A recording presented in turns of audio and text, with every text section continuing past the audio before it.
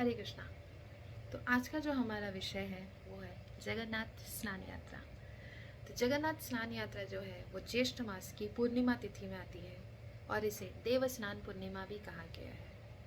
और ये पूरी में बहुत ही धूमधाम से बनाया जाता है। एंड ये और एक चीज़ के लिए भी स्पेशल है क्योंकि इस दिन हमारे भगवान जगन्नाथ जी का अपीयरेंस डे है, हैप्पी बर्थडे है उनका। तो आइए हम जानते हैं कि हमारे बर्थडे और भगवान का अपीयरेंस में क्या डिफरेंस है। तो हमारा जो सो कॉल्ड बर्थडे आता है तो हम कितने खुश हो जाते हैं, कितने स्पेशल हो जाते हैं। बट क्या स्पेशल है इसमें? हम इस भौतिक जगत में आते हैं भगवान से अपना संबंध भूल के, जिस कारण हमको माता के गर्भ में 9 महीने तक रहना पड़ता है एक एयर टाइट बैग में। हम 9 महीना उसी में बंदी रहते हैं, हम उसी में ही मल मूत्र त्यागते हैं। माता अगर कुछ झाल खाती है तो बच्चे को तकलीफ़ होते है, कीड़े काटते हैं, लेकिन कुछ कर नहीं सकते हैं। ठीक है, हम फोर्स्ड है कि हम उसमें ही रहें। एंड 9 महीना बीतने के बाद रोते बिलखते हम इस मटेरियल वर्ल्ड में आते हैं और हम बहुत ही ग्लोरियस तरीके से अपना बर्थडे मनाते हैं। लेकिन भगवान का ऐसा नहीं है।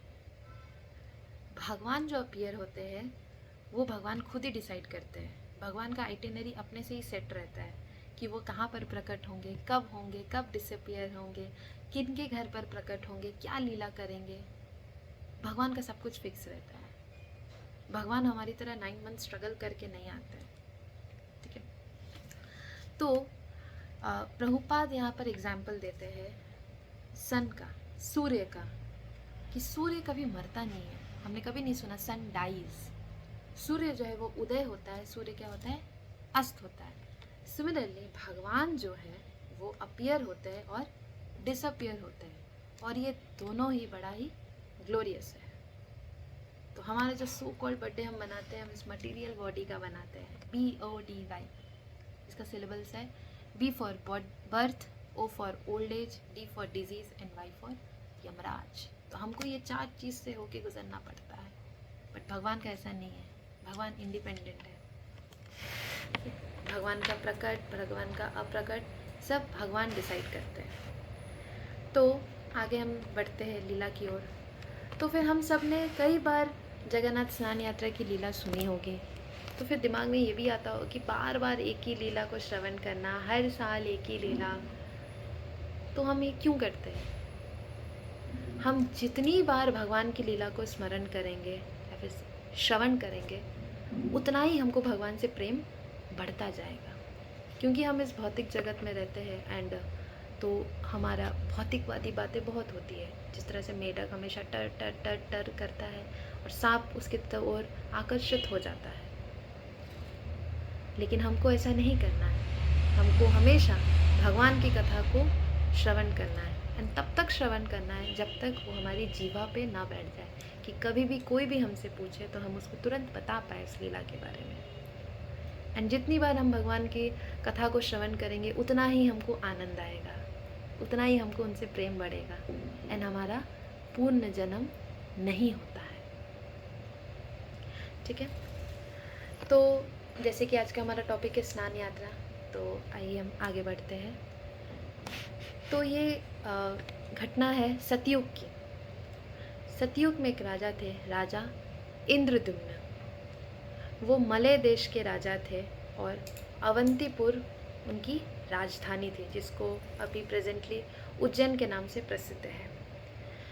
तो राजा इंद्रद्युम्न को भगवान को देखने की बड़ी इच्छा थी, बट वो भगवान का दर्शन नहीं कर पा रहे थे। तो एक बार क्या होता है, एक तीर्थयात्री आता है और वो उनको बताता है कि खारे पानी के तट पर नीलाद्रि पर्वत, नीलांचल पर भगवान का चतुर्भुज रूप में बड़ा ही सुंदर दर्शन प्राप्त हो रहा है, तो आप जाइए वहाँ पर दर्शन करिए। तो राजा बहुत खुश हो जाते हैं और वो अपने जो चीफ ब्राह्मण्स रहते हैं उनको बुलाते हैं और चारों दिशा में सबको भेजते हैं। तो उसमें से एक चीफ ब्राह्मण उनका रहता है, वो था विद्यापति। तो विद्यापति भगवान की खोज की ओर निकल पड़ता है नीलाद्रि पर्वत के ऊपर ओर कर। एंड जैसे ही वो जाते हैं तो वो कुछ सबर जाति के लोगों के समूह में आते हैं। ठीक है, अब ये सबर जाति कौन है? सबर जाति लोग हंटिंग ट्राइब है। वो लोग बहुत नीच जात के लोग हैं, इसलिए उनको शहर में नहीं रखा जाता है, वो जंगल में रहते हैं। ठीक है। अब ये सबर जाति का एक चीफ था, वो थे विश्ववासु। तो जो विश्ववासु थे ये उनका चीफ कमांडर थे। तो फिर विद्यापति वहाँ पर जाते हैं तो विश्ववासु उनको पहचानते हैं कि अरे ये तो महान ब्राह्मण आए हैं, बहुत ही अच्छे इंसान हैं। फिर इनको लेके आते हैं, इनका स्वागत करते हैं बड़ी धूमधाम से, इनको खाने पीना, इनका रहने की व्यवस्था करते हैं। तो ऐसे करके विद्यापति वो वहाँ पर रहते हैं सबर जाति के लोगों के बीच में। रहते रहते अब ये सबर जाति के जो चीफ थे विश्ववासु, इनकी एक बेटी थी ललिता। तो देखते देखते समय बीतता गया, वहाँ पर वो रहते गए और इनको ललिता से प्रेम हो गया। एंड जो विद्यापति थे ये ललिता से विवाह कर लेते हैं। तो फिर अब भगवान की वो खोज कर रहे होते हैं, तो वहाँ पर रहने के दौरान उनको जो उनके ससुर जी थे मतलब विश्ववासु को वो देखते हैं कि वो हर दोपहर कहीं जाते हैं और रात को लौटते हैं। और जब भी वो लौटते हैं उनके शरीर से बहुत ही एक सुगंधित स्मेल आता है, बहुत ही सुगंध आता है उनके शरीर से।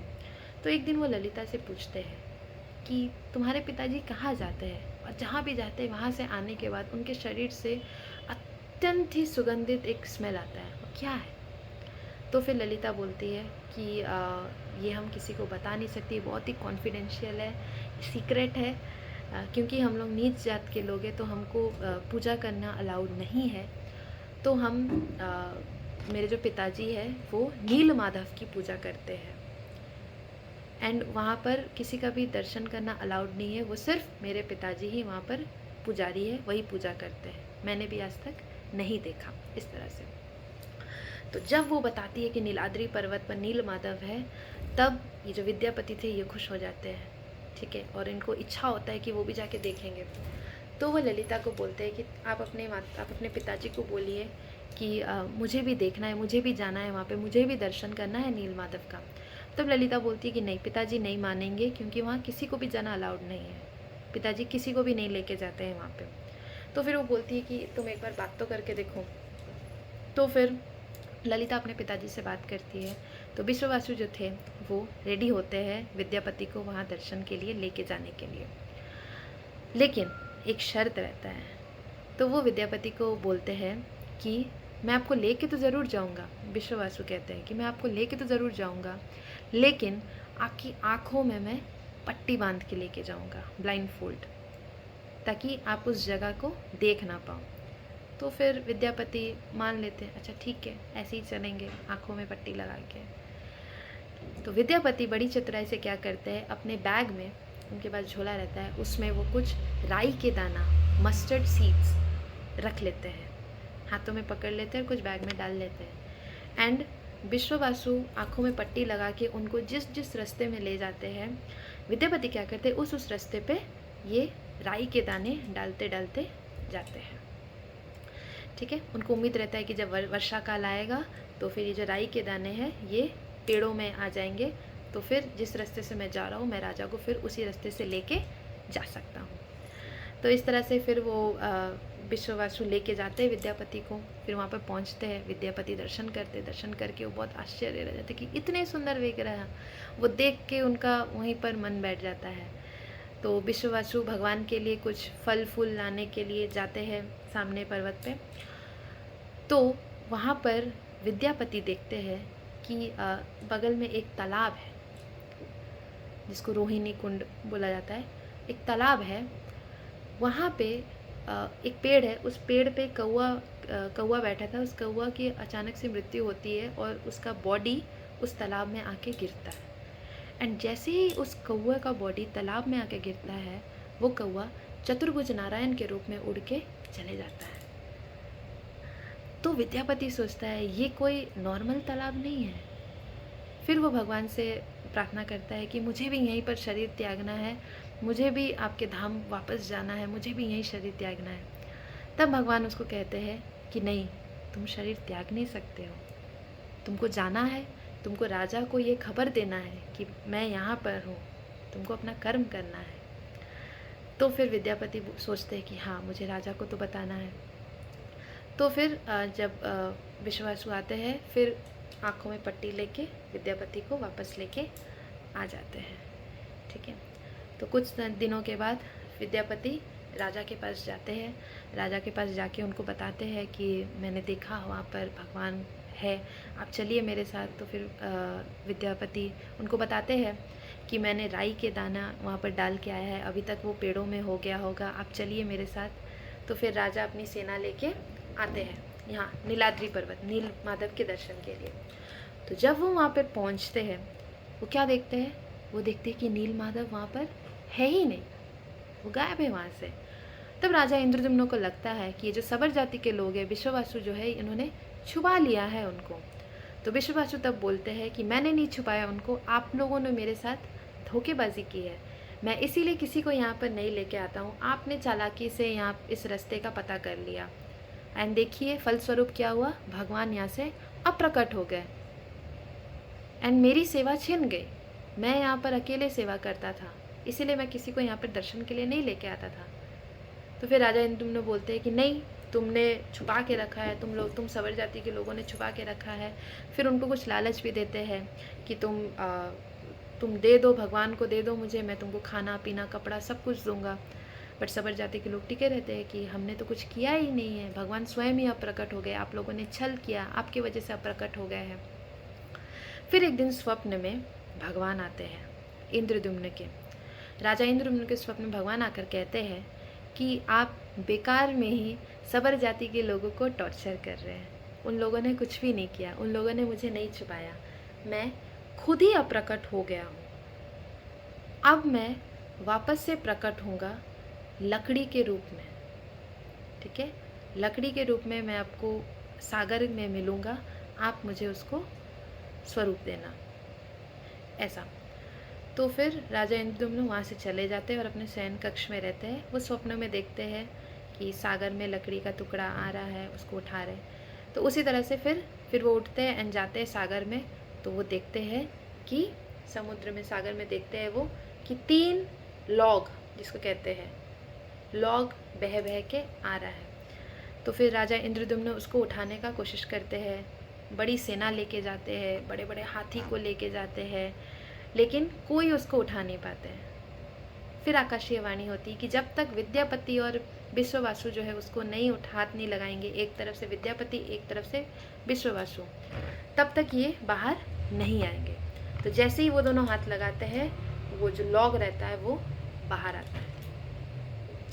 ठीक है, अब वो बाहर आ गया। अब लकड़ी से विग्रह बनाना है, तो खोजते हैं राजा इंद्रद्युम्न कि कोई कारपेंटर या फिर कोई डिज़ाइनर हो जो बना दे। तो बहुत लोगों को बुलाते हैं, खोजते हैं, बट कोई कर नहीं पाता है। बहुत आर्किटेक्चर आते हैं बट कोई कर नहीं पाता है। फिर एक दिन क्या होता है, एक 70 साल का बूढ़ा आता है, जिसकी पूरी आंखें झुर्रियाँ भरे रहती है, नाक से बहता है, उसके मुंह से लाले गिरते हैं, बड़ा अजीब सा दिखता है। 70 साल, बहुत बूढ़ा व्यक्ति होता है वो। उसका नाम था अनंत महाराणा। ठीक है, तो वो आता है और वो बोलता है कि मैंने सुना है कि आपको भगवान की मूर्ति बनानी है, आप खोज कर रहे हैं, कोई भगवान की मूर्ति बना दें। तो बोला हाँ, मैं खोज तो रहा हूँ। तो फिर बोलते हैं मैं बना दूँगा। तब वो कहते हैं कि आप तो ऑलरेडी इतने बूढ़े हैं, आप कैसे बना पाएंगे? तो फिर बोलते हैं कि आप मुझ पे भरोसा करिए, मैं बना दूँगा। तो इस तरह से फिर बोलते हैं कि ठीक है, आप बनाइए। तो फिर वो जो बूढ़ा व्यक्ति रहता है वो बोलते हैं कि लेकिन मेरी एक शर्त है। राजा बोले क्या शर्त है? शर्त ये है कि मेरी खाने पीने के इंतज़ाम आप अंदर ही कर दीजिए, और जब तक मैं ना बोलूँ तब तक आप दरवाज़ा मत खोलना, चाहे कुछ भी हो जाए, आप दरवाज़ा मत खोलना। तो फिर राजा बोले ठीक है, अंदर में ही पानी का इंतज़ाम सब कुछ कर दिया। तो फिर डेली आवाज़ आता था टक टक टक टक टक टक करके की। तो फिर राजा संतुष्ट थे कि हाँ, अंदर काम चल रहा है। कुछ दिनों के बाद क्या हुआ, 15-16 दिन में आवाज़ आना बंद हो गया। तो राजा चिंतित हो गए, क्या हो गया, एक तो इतना बूढ़ा है, ऊपर से मना भी किया है कि खुलना नहीं है, तो करे तो क्या करे। तब रानी गुंडीचा, इंद्रद्युम्न राजा की वाइफ रहती है गुंडीचा, गुंडीचा माता आती है और बोलती है कि इतना बूढ़ा व्यक्ति है, हमें खोल के देखना चाहिए क्या हो रहा है, वो ठीक ठाक है कि नहीं है। तो राजा इंद्रद्युम्न बोलते हैं कि उन्होंने लेकिन मना किया है कि नहीं खोलने के लिए। तो बोलते नहीं नहीं, एक बार तो खोल के देख सकते हैं ना। तो फिर राजा इंद्रद्युम्न जैसे ही खोलते हैं, जो 3 मूर्ति जो बन रहे होते हैं वो वैसे ही स्थापित हो जाते हैं, और वो जो 70 साल का बूढ़ा व्यक्ति था वो वहाँ से अप्रकट हो जाता है। वो 70 साल का बूढ़ा व्यक्ति जिसका नाम अनंत महाराणा था, वो और कोई नहीं, स्वयं विश्वकर्मा ही आए थे। स्वयं विश्वकर्मा ही आए थे जगन्नाथ जी का मूर्ति को कार्व करने के लिए। अब राजा इंद्रद्युम्न बहुत उदास हो जाते हैं, उनको बहुत बुरा लगता है कि मैंने क्यों दरवाज़ा खोला, मेरे वजह से मुझसे पाप हो गई, मेरे वजह से भगवान का ये अधूरा मूर्ति रह गया। तो उनको बहुत विचलित कर रहा था ये सब सोच। तभी वहाँ पे नारद मुनि प्रकट होते हैं, और नारद मुनि इंद्रद्युम्न राजा को बोलते हैं कि राजा आप उदास मत होइए, ये जो अधूरी दिखने वाली मूर्ति है यही पुण्य है। आपने कुछ नहीं किया है, आपसे कोई पाप नहीं हुआ है, यही पुण्य है। तो फिर राजा बोलते हैं कि मुझे कुछ समझ में नहीं आ रहा नारद मुनि, आप क्या कह रहे हैं, ये पुण्य कैसे हो सकता है, इनके तो आधे हाथ है, पैर भी नहीं है, सुभद्रा मानी के तो हाथ भी नहीं है, शरीर ही ठीक से नहीं हुआ, आँख ठीक से नहीं बना, आँखें इतनी बड़ी बड़ी है, ये पुण्य कैसे हो सकते हैं। तब नारद मुनि कहते हैं कि हाँ राजा, यही पुण्य है, ये अधूरे नहीं है, यही पुण्य है। तब राजा को नारद मुनि एक कहानी बताते हैं कि जब कृष्ण द्वारका में थे, वृंदावन छोड़ के जब कृष्ण द्वारका में आए थे, तो द्वारका में भगवान जैसे हम जानते हैं कि एकदम राजा बन के रहते हैं, वहाँ पर पगड़ी नहीं, वहाँ पर मुकुट पहनते हैं, है ना, वो राजा है वहाँ के, उनकी पटरानियाँ हैं वहाँ पर। लेकिन वो वहाँ खुश नहीं थे कृष्णा। तो पटरानियाँ जो थी वो बहुत चिंतित में थी कि हम इतनी सुंदर दिखती हैं, यहाँ पर इतना ऐश्वर्य है, भगवान यहाँ पर है, सब कुछ है यहाँ पर, बट कृष्णा खुश क्यों नहीं है, भगवान खुश क्यों नहीं है यहाँ पे। भगवान हमेशा वृंदावन की ही क्यों यादें करते हैं, वृंदावन की ही क्यों बात करते हैं, गोपियों की ही क्यों बात करते हैं, गोपी गोपी ही क्यों करते हैं, इतना याद क्यों करते हैं वृंदावन को। तो उनको ये मन में डाउट था, उनको समझ में नहीं आ रहा था कि किससे पूछे। फिर सभी पटरानियाँ जो है वो जाती है माता रोहिणी के पास, क्योंकि उनसे बेहतर और कोई नहीं कह सकते। तो माता यशोदा एंड माता रोहिणी से पूछती हैं कि कृपया करके हमें बताएं कि वृंदावन में ऐसा क्या है, गोपियों में ऐसा क्या है, गोपी और कृष्णा का रिश्ता ऐसा क्या है, राधा रानी में ऐसा क्या है जो यहाँ नहीं है। यहाँ रह के भी भगवान का शरीर यहाँ है, बट भगवान का दिल और मन वृंदावन में है। हम बहुत चिंतित हैं इस विषय में लेके, हम इतनी सुंदर दिखती हैं, हम इतनी सेवाएं करती है, बट भगवान हमसे संतुष्ट नहीं है, उनको हमेशा वृंदावन गोपी की ही याद आती है, क्यों। तब माता रोहिणी कहती है कि ठीक है, मैं तुम लोगों को ज़रूर बताऊंगी कि कृष्ण का क्या संबंध है वृंदावन से, गोपियों से, लेकिन कृष्ण और बलराम इस कथा को नहीं सुनना चाहिए। अगर वो सुन लेते हैं तो कृष्ण और बलराम दोनों ही द्वारका छोड़ के इम्मीडिएटली चले जाएंगे वृंदावन। तब रानियाँ कहती अच्छा ठीक है। तब वहाँ सुभद्रा महारानी बैठी रहती है, उनका कहते हैं कि आप जाइए दरवाज़ा पे पहरेदारी के लिए और देखिए कि कृष्ण बलराम ना आ सके। सुभद्रा महारानी जाती है, दोनों हाथों से ऐसे दरवाजे पे खड़े हो जाती है। तब अब शुरू होता है वृंदावन लीला बताना पटरानियों को, और वृंदावन लीला बताते बताते बताते बताते सुभद्रा महारानी के दोनों हाथ है, क्योंकि वो एकदम सामने खड़ी रहती है एंड उनको पता भी नहीं रहता है कि कब कृष्ण बलराम आ जाते हैं पीछे से, एंड वो भी इस लीला को श्रवण कर रहे होते हैं। कहते हैं कि जब कृष्ण वृंदावन छोड़ के चले गए तब सभी पशु पक्षियाँ अपना देह त्याग दे रहे थे, नदी सूख जा रही थी, यमुना नदी पूरा सूख जा रही थी, पेड़ अपने जिंदा रहने का कोई उपाय नहीं खोजते थे कि हम क्यों ही जिंदा रहें। सारे गोपियाँ गोपसखा हमेशा खिड़की पे बैठ के इंतज़ार करते थे कृष्णा की, अब कृष्णा आएंगे, अब कृष्णा आएंगे, तो सब उनके इंतज़ार में थे।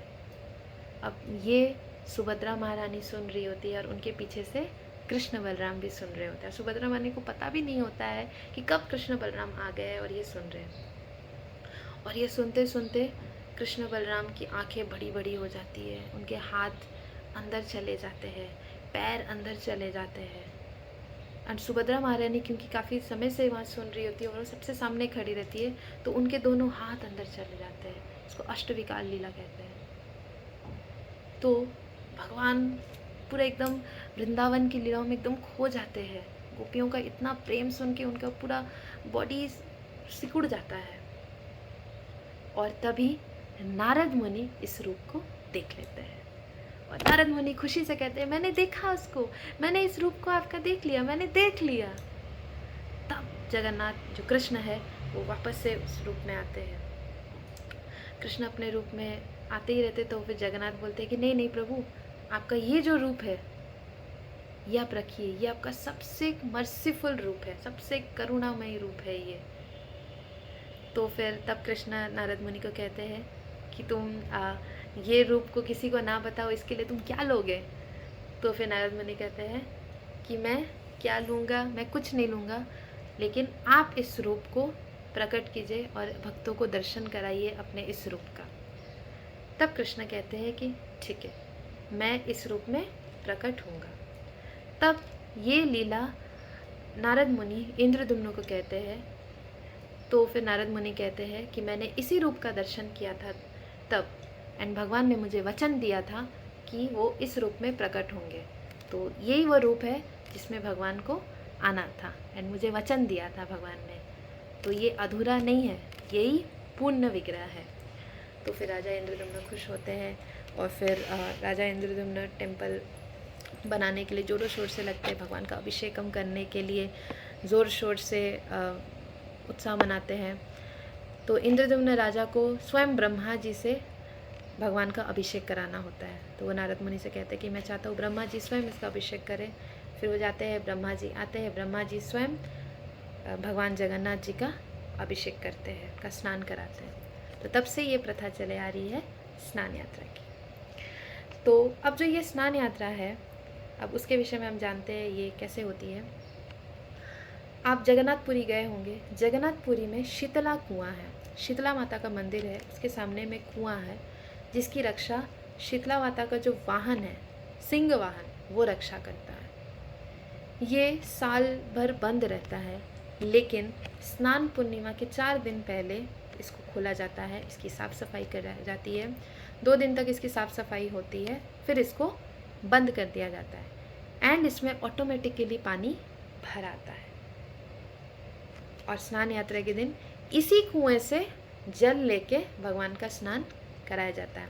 ये जगन्नाथपुरी के उत्तर दिशा में ये शीतला मंदिर और शीतला कुआं है। सो भगवान का जो अभिषेक होता है वो 108 कलश से कराया जाता है।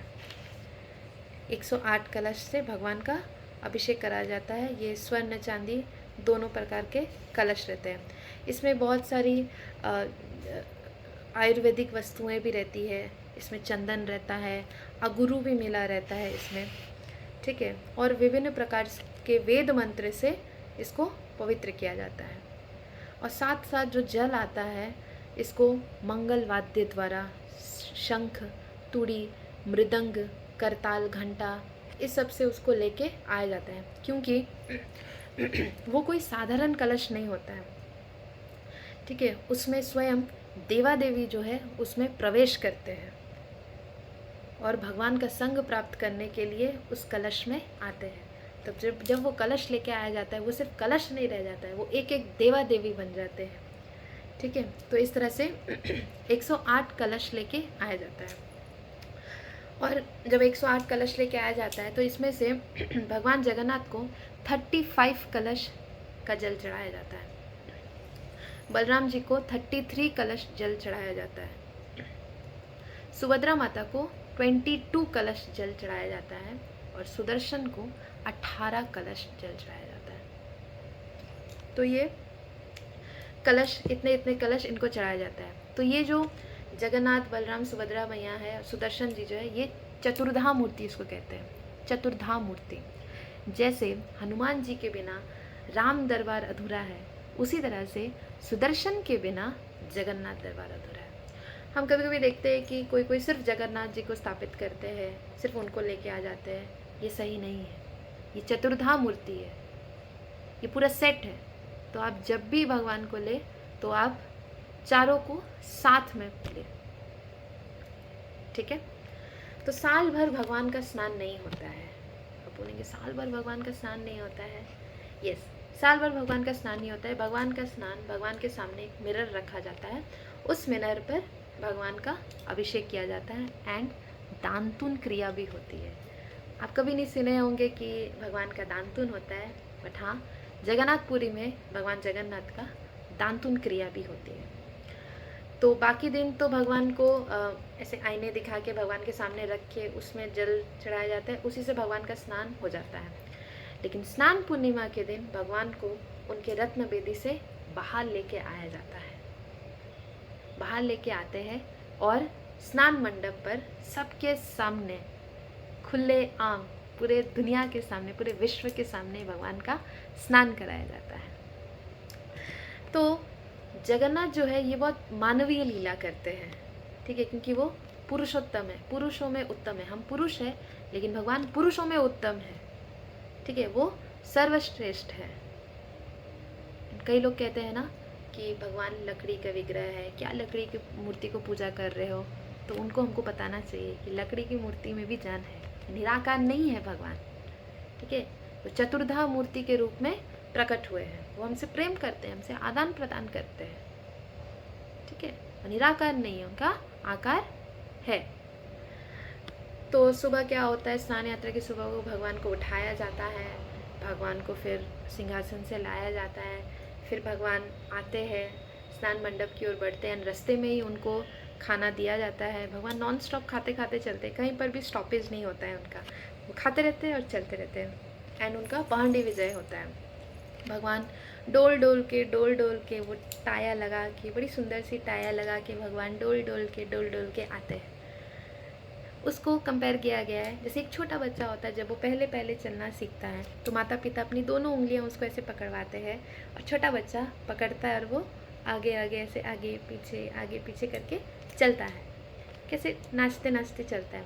उसी तरह से भगवान क्या है, भगवान अपने आप को भक्त के हवाले कर देते हैं एंड वो एकदम ऐसा लगता है कि एकदम हाथी वाली मतवाली चाल चलते भगवान सबके सामने प्रकट होते हैं एंड वो स्नान मंडप पे बैठ जाते हैं, चतुर्धा मूर्ति। तो ये जो जगन्नाथ जी का मूर्ति है, ये विग्रह को 2 बार बाहर लेके आया जाता है, एक है स्नान यात्रा और एक है रथ यात्रा। कई लोग रथ यात्रा को भगवान का बर्थडे समझते हैं, लेकिन नहीं, स्नान यात्रा ही भगवान का एक्चुअली अपीयरेंस डे है। पहले बलराम जी को लाया जाता है, फिर सुभद्रा मैया को, फिर सुदर्शन को, फिर जगन्नाथ जी को। इस तरह से ये आते हैं पब्लिक में। इसको बड़ दंडों में भगवान का स्नान कराया जाता है। बड़ा दांडा है आपका पुरी में, जो ग्रैंड रोड उसको कहा जाता है।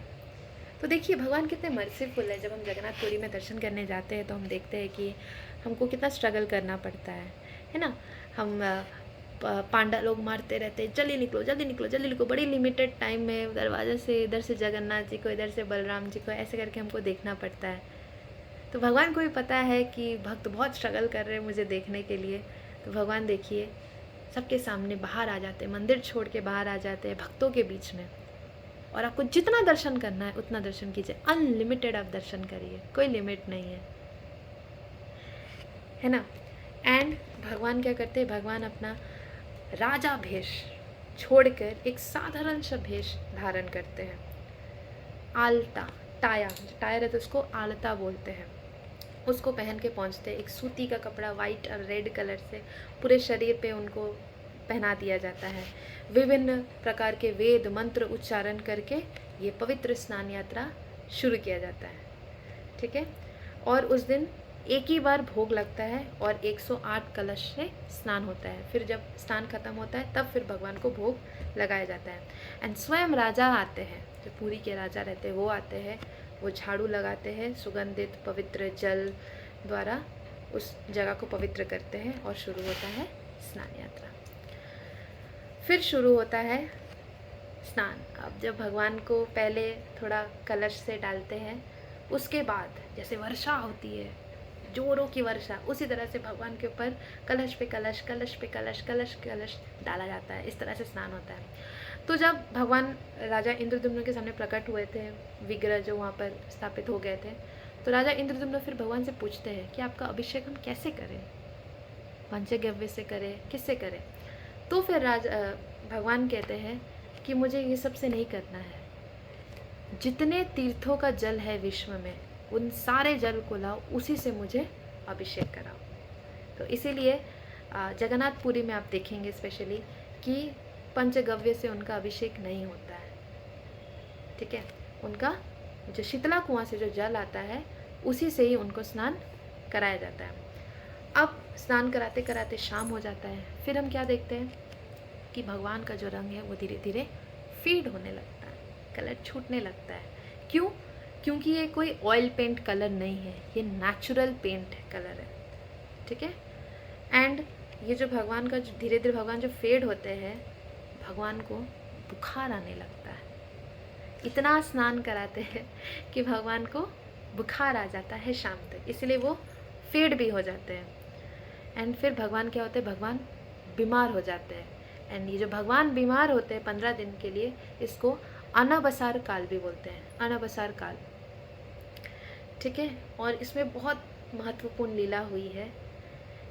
तो लोग कहते हैं कि भगवान जो बीमार पड़े, ये एक ग्राम्य कथा है। बताते हैं कि एक भक्त था माधव दास। ठीक है, वो भगवान का बहुत ही प्रिय भक्त था। वो कुछ दिन के लिए बीमार पड़ गया था। तो भगवान जगन्नाथ स्वयं छोटे बालक का रूप धारण करके उसकी सेवा करने के लिए जाते हैं। तो फिर उस माधव दास को पता चलता है कि ये और कोई नहीं, ये तो स्वयं भगवान जगन्नाथ ही है, स्वयं भगवान है ये। तो वो भगवान से कहता है कि जगन्नाथ, आप तो supreme personality of God head है, आप तो सर्वशक्तिमान है, ठीक, आप तो इंडिपेंडेंट है, आप चाहे तो मुझे अभी ही रोग मुक्त कर सकते हैं, तो आप मुझे कर दीजिए ना, आपको मेरी सेवा भी इतनी नहीं करनी पड़ेगी, आप मेरी सेवा क्यों कर रहे हैं? आप तो स्वतंत्र है, स्वयं भगवान है, आप मुझे ठीक कर दीजिए। तब भगवान उनको कहते हैं कि हाँ, मैं तुम्हें ठीक तो कर सकता हूँ, बट तुम्हारा जो कर्म है, तुम्हारा जो प्रारब्ध है, वो नहीं कट सकता है। ठीक है, अगर वो इस जन्म में मैंने काट दिया, फिर तुमको दूसरा जन्म लेना पड़ेगा, उसमें फिर तुम कर्म अपना प्रारब्ध काटते रहोगे, फिर दूसरे जन्म में काटोगे। तो मैं नहीं चाहता हूँ कि तुमको जन्म पे जन्म मिले, इसीलिए कर्म तो कट नहीं सकता है, जो तुमने कर्म किया उसका प्रारब्ध तुमको काटना ही पड़ेगा। तो फिर भगवान एक चीज़ कहते हैं कि हाँ, एक चीज़ कर सकते हैं, क्या है वो? हम एक्सचेंज कर सकते हैं। तो माधव दास का जो बुखार था वो भगवान अपने पे ले लेते हैं। तो ये ग्राम्य कथा है, ऐसे बोलते हैं कि माधव दास का जो फीवर था, जो बुखार था, जो ज्वर था, वो जगन्नाथ अपने ऊपर ले लेते हैं। तो इस तरह से भगवान की ये लीला है। फिर हम कहते हैं कि ओपन बात क्यों, भगवान को खुले आम सबके सामने क्यों स्नान कराते हैं? अगर आपको सबके सामने स्नान कराएंगे तो आपको फिर लज्जा लगेगा, लेकिन भगवान को कराते हैं सबके सामने, लाखों करोड़ों लोग, देश विदेश से लोग देखते हैं। तो ऐसे भी कहा जाता है कि भगवान जब वृंदावन में थे तब उन्होंने गोपियों का वस्त्र हरण किया था और उनको नग्न नहीं बोला था कि आप बाहर आइए, है ना। तो इसलिए जगन्नाथ को भी बाहर सबके सामने, लाखों करोड़ों लोगों के सामने स्नान कराया जाता है, ताकि उनको फील हो कि कैसा लगता है नग्न सबके सामने स्नान करना। तो इस तरह से मेन तो यही है कि भगवान का जन्मदिन है, उनका आविर्भाव है, अपीयरेंस है, इसीलिए हम स्नान कराते हैं। जैसे कि रामनवमी में भगवान राम का अभिषेक होता है, जन्माष्टमी में कृष्ण का अभिषेक होता है, गौर पूर्णिमा में भगवान चैतन्य महाप्रभु का अभिषेक होता है। तो उसी तरह से स्नान पूर्णिमा में भगवान जगन्नाथ का होता है, क्योंकि ये उनका बर्थडे है। और फिर क्या होता है, एक इम्पॉर्टेंट लीला होती है इसमें। तो ये जो भगवान जो ज्वर में पड़ते हैं, जो 15 दिन स्नान के बाद उनको जो ज्वर होता है, इसमें क्या होता है, पिछले साल क्या होता है कि जो चंदन का पेड़ रहता है उससे तेल निकाली जाती है। 1-2 लीटर तेल नहीं, 100 लीटर तेल, 100 लीटर तेल निकाल के उसको ज़मीन के अंदर में अच्छी तरह से सेफ जगह पर उसको गाड़ दिया जाता है और अच्छे से ढक दिया जाता है। और फिर क्या होता है, पिछले साल जो उसको निकाल के तेल रखा जाएगा, 100 लीटर तेल, ये कोई मामूली बात नहीं है, ठीक है।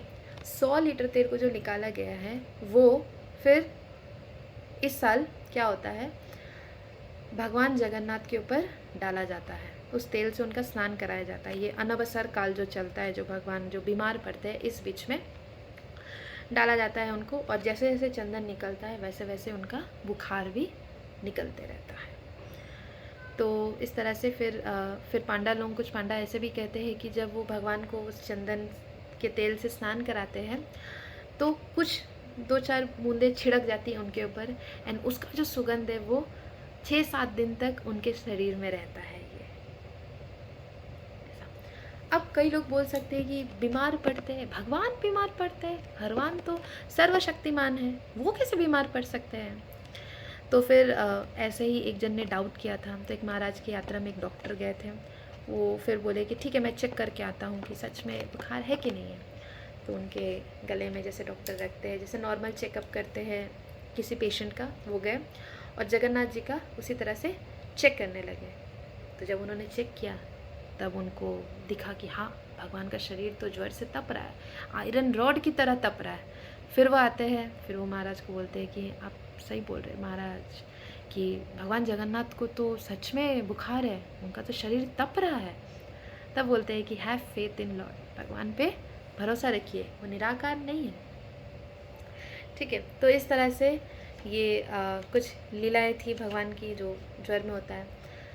तो जब ये भगवान का जो अनवसर काल चलता है, इसमें किसी को दर्शन करना अलाउड नहीं होता है, ठीक है। तो भगवान इस समय अपने रत्न बेदी, अपने सिंहासन पे नहीं रहते हैं, वो जगमोहन कक्ष में रहते हैं। जगमोहन कक्ष है, अनासर पिंडी जिसको कहते हैं, भगवान वहाँ पर रेस्ट करते हैं। उनको काढ़ा दिया जाता है, उनको साधारण भोग ही ऑफर किया जाता है, जैसे एक बीमार व्यक्ति को जैसे ट्रीटमेंट किया जाता है वैसे ही उनको देखा रहता है।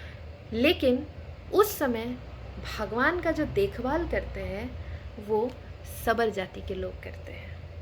एंड अगर उस समय अनवसर काल, 15 डेज जब भगवान बीमार पड़ते हैं, उस समय अगर सबर जाति के लोग भगवान का देखभाल नहीं करेंगे तो भगवान किसी का एक्सेप्ट नहीं करते हैं। तो अब देखिए जगन्नाथ जी कितने मर्सीफुल है कि सबर जाति के लोग, जैसे मैंने बताया आपको पहले, कि बहुत लोएस्ट कास्ट है, बहुत लोअर कास्ट है ये लोग, लेकिन भगवान उनको भी मौका देखते हैं। तो भगवान पार्शियलिटी नहीं करते हैं कि ये हायर कास्ट है, ये लोअर कास्ट है, भगवान सबको समान दृष्टि से देखते हैं। और ये 15 दिन पूरी सेवा किए सबर जाति के लोग ही सेवा करते हैं इनका, ठीक है। तो फिर इसके बाद क्या होता है, स्नान यात्रा के बाद एक बहुत ही इम्पोर्टेंट और बहुत ही सुंदर एक भेष भगवान को दिया जाता है, वो है गजा भेष, हाथी भेष। तो अब ये हाथी भेष के पीछे भी एक लीला है जो कि स्नान के बाद होती है। तो एक महाराष्ट्र से एक ब्राह्मण आए थे, गणपति भट्ट, ठीक है। भक्तगण जो होते हैं ना, वो विभिन्न प्रकार के होते हैं। जो गणपति की सेवा करते हैं वो गणपत्य होते हैं, जो शिव की सेवा करते हैं वो शैव होते हैं, जो देवी शक्ति की उपासना करते हैं वो शाक्त होते हैं, और जो विष्णु की उपासना करते हैं वो वैष्णव होते हैं, ठीक है। तो अब हमको ये नहीं समझना चाहिए कि अरे हम तो कृष्ण की सेवा करते हैं, हम ग्रेट है, हम श्रेष्ठ है, सबसे श्रेष्ठ है। नहीं, ऐसा नहीं है। हमको देवी देवता का अनादर नहीं करना। जो बाकी देवी देवता का पूजा करते हैं वो भी आस्तिक ही होते हैं, वो नास्तिक नहीं होते हैं। लेकिन वैष्णव जो है वो श्रेष्ठ है, ठीक है। वैष्णव जो है वो श्रेष्ठ है, लेकिन बाकी लोग जो है, जो देवी देवता की पूजा कर रहे हैं, वो प्रोग्रेस पर है, वो कृष्ण को प्राप्त करने की प्रोग्रेस पर है। एंड आप ये समझिए कि कृष्ण का भक्ति करना, कृष्ण की भक्ति करना, ये सबके द्वारा पॉसिबल नहीं है, ठीक है। सबके द्वारा पॉसिबल नहीं है कृष्ण को श्रेष्ठ मानना, कृष्ण की उपासना करना, कृष्ण की भक्ति करना। जो कर रहे हैं वो बहुत ही लकी है, ठीक है। लेकिन हमको जो देवी देवता का जो पूजा करते हैं, हमको उनका अनादर नहीं करना है। तो ये जो महाराष्ट्र से जो ब्राह्मण आए थे गणपति भट्ट, ये भगवान का अद्भुत रूप दर्शन करने के लिए आए थे, ठीक है। तो जब वो आए तब वो जगन्नाथ जी को देखते हैं तो बोलते ये कैसा रूप है, आँख बड़ी बड़ी, शरीर नहीं है, हाथ अधूरे हैं। हाँ, फिर वो सोचते हैं राम जी कितने सुंदर दिखते हैं, है ना, कृष्ण कितने सुंदर दिखते हैं। हम तो डिवोटी है, हम भक्त है, हम भगवान से प्रेम करते हैं, इसलिए हमको उनका ये स्वरूप पसंद आता है, हम प्रेम करते हैं उनके ये स्वरूप से। पर जो नॉन डिवोटी होगा, जिसको पता नहीं होगा, वो पहली नज़र में तो थोड़ा आश्चर्यचकित होगा, ये कैसा रूप है भगवान का, है ना। तो गणपति भट्ट जो थे उनको भी ऐसा ही फील हुआ, ये कैसा रूप है, ये भगवान जैसा तो दिख नहीं रहे, और ये तो गणपति जैसा दिखते नहीं है, मैं नहीं दर्शन करूँगा उनका। ठीक है, अब देखिए कृष्ण जो है, कृष्ण को कमल नयन बोला गया है, कमल नयन। ठीक है, जगन्नाथ को बोला गया है चका नयन, मतलब गोल आँख। ठीक है, तो ये विचित्र रूप है भगवान का। तो गणपति भट्ट को ये रूप पसंद नहीं आया, वो बोले कि गणेश का भेष नहीं होगा तो मैं ये दर्शन नहीं करूँगा। तो वो पुरी में 18 नाला है, वहाँ पर जाके बैठ जाते हैं।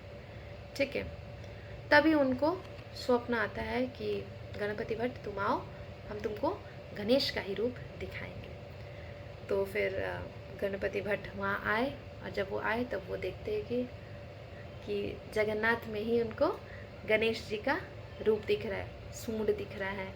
तब वो बहुत खुश हो जाते हैं और वो क्षमा मांगते हैं कि भगवान मैंने आपका निरादर किया, ऐसे करके। तब से ये जो गजभेश हाथी रूप है ये होने लगा, पहले नहीं था। गणपति भट्ट को जब भगवान ने ये गजानन भेष का, हाथी वेश का जब उनको दिखाया, तब से ये होने लगा।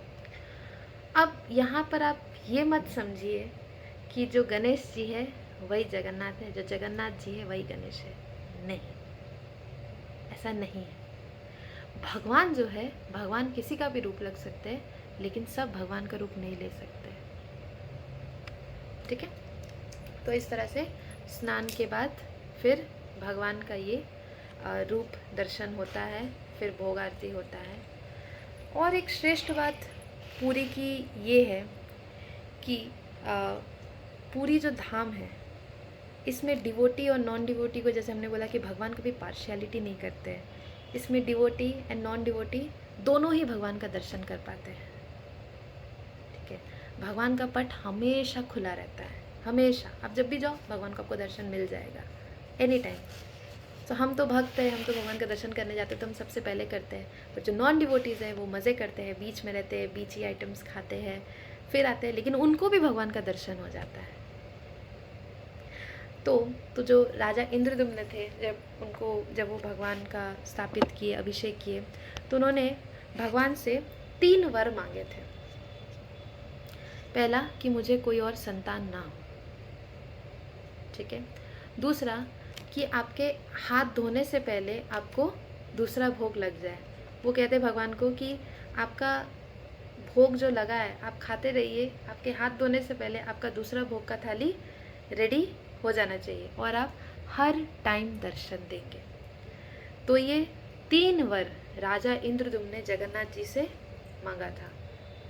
तो जो ये वर इंद्रदुम्न राजा ने भगवान जगन्नाथ जी से मांगा था कि आप हमेशा दर्शन देंगे, इसलिए देखिए भगवान आज भी हमेशा दर्शन देते हैं। रात को जो भगवान का बड़ा भेष होता है, इसमें देवी देवताएं दर्शन करने के लिए आते हैं। रात को 12, कभी कभी 3, कभी कभी 4, भगवान कभी कभी सोते भी नहीं हैं, वो भक्तों को दर्शन देने के लिए हमेशा रहते हैं। तो इस तरह से पूरी में कोई भी जाए, डिवोटी या नॉन डिवोटी, सबका दर्शन होता है। तो पूरी धाम एक बहुत ही मर्सीफुल धाम है। भगवान जगन्नाथ बहुत मर्सीफुल हैं। एंड जो आप देखे होंगे कि जो जगन्नाथ जी है, उनका आँख बड़ी बड़ी है, उसमें पलक नहीं है, अपलक प्रेम। ठीक है, वो पलक तक नहीं झपकाते, वो अपने डिवोटीज़ को देखते रहते हैं। हम भले ही पलक झपकाते हैं तो कुछ 1 सेकंड का इधर उधर हो जाता है, बट भगवान हमेशा अपनी आंखें खुली रखते हैं और अपने भक्तों को दर्शन देते रहते हैं। सो ये पूरी धाम का बहुत महत्व है। पूरी धाम बहुत ही मर्सीफुल है। एंड ये जो जगन्नाथ स्नान यात्रा है, ये भी भगवान का बहुत ही अपीरियंस डे है ना। तो आप सब भी भगवान का मनाइए, भगवान का बर्थडे मनाइए, उनको भोग ऑफर कीजिए। जगन्नाथ जी के अपीयरेंस डे या फिर जगन्नाथ जी के फेस्टिवल में कभी भी फास्टिंग नहीं होता है। जगन्नाथ जी खुद भी खाते पीते रहते हैं एंड अपने भक्तों को भी खिलाते रहते हैं। तो आप भी अच्छे अच्छे पकवान बना के भगवान को ऑफ़र कीजिए, खुद पाइए और जगन्नाथ स्नान यात्रा का आनंद उठाइए। हरे कृष्णा।